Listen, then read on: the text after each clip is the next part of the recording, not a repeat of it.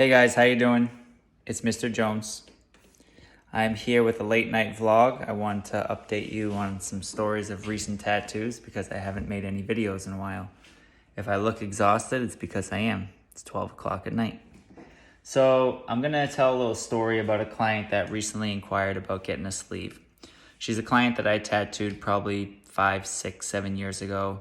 Hadn't seen her in a while, and my process has evolved with time, which is a good thing. And I had this client that came to me. I'm going to jump right to the end result of where we're at. So this is a sleeve in progress that I started on a girl. And I had done this sunflower up on her shoulder. You can only see part of it. Like I said, 5, 6, 7 years ago. And at the time, she may have known that she wanted a sleeve, but this is as far as she got. So with this session here, I had her inquire, and she originally asked for an idea of having a horse skull and a horse face kind of split down the middle. And in my opinion, I feel like that's kind of like a little bit harsh. And for the outside of the arm, it's, your identity. If you get a tattoo on your forearm, that's the first thing people see. And as much as I love skulls, I felt like a horse skull is so tall and elongated, just aesthetically probably not the best image for a forearm, in my opinion. Well, what we ended up doing was we came up with a sketch with, I knew she had like roses and mandalas, and she had told me about some other artwork that she liked. And we did a portrait of her horse's eye with a small little silhouette of a horse and a girl inside of it. So this is the pencil sketch, and then I have the line drawing with most of the shading done. The eye was more of a portrait, so I didn't really shade it all in. And this is as far as we got with the tattooing. It's kind of ironic. We tattooed her for just over 6 hours, and right when we got to the words "keep going," that was when pain-wise she tapped out, which is totally fine. 6 hours is a long time to get tattooed. And the lettering has very deep meaning to her. It's kind of personal. So, yeah, the tattoo is awesome. So she still will get her horse skull. She'll probably still get maybe even a picture of her horse on the inside. But I found in the past that sometimes imagery that looks better on the inside of the arm can look awful on the outside.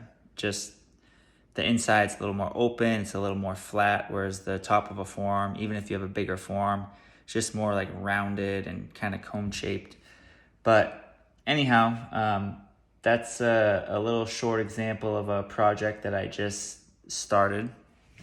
And my next piece that I'll share is sort of in reverse. I had a client inquire, and he sent me a picture of a guy's sleeve, and it was an iconic tattoo, as in I've seen it for the past 10 years.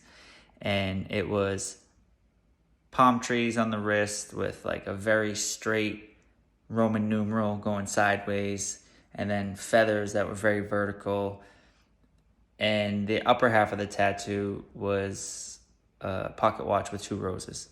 And the tattoo looks phenomenal. It photographs really well. It kind of breaks a lot of like art rules, but it's such a nice looking tattoo that the piece is pleasing, and I've seen the picture many times. So this client that I'm tattooing, I'm super grateful. I'm here in New Hampshire. He's driving from New York to get tattooed this Sunday.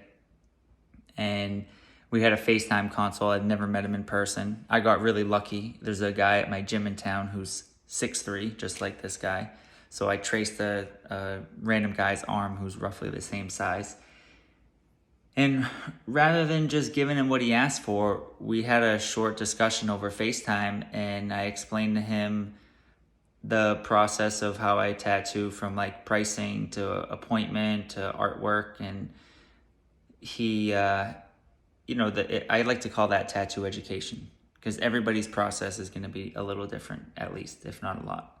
And after having a consultation with him, talking with him more, I figured out that he wanted his tattoo to have to do with his kids and some personal stuff. So the design's in reverse, and it's kind of a really rough sketch right now, but as the design progresses, I'll end up posting the picture more. But basically what we got going on here is, let's see if I can turn this down, if it will show up. So at the bottom of his wrist, he's gonna have his first daughter's name with a rose. And then as you move up, there's a compass. And originally I was gonna do initials and I had drawn them in there, but I'm actually kind of reworking it into the full name.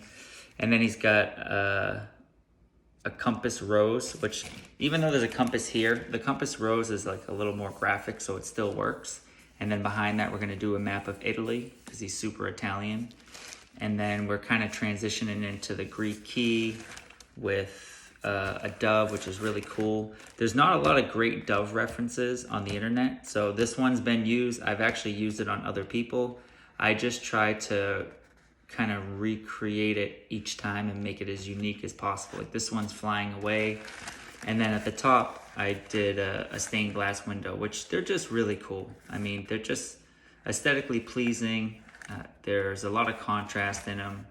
And you can see behind the dove, there'll be some rays and clouds.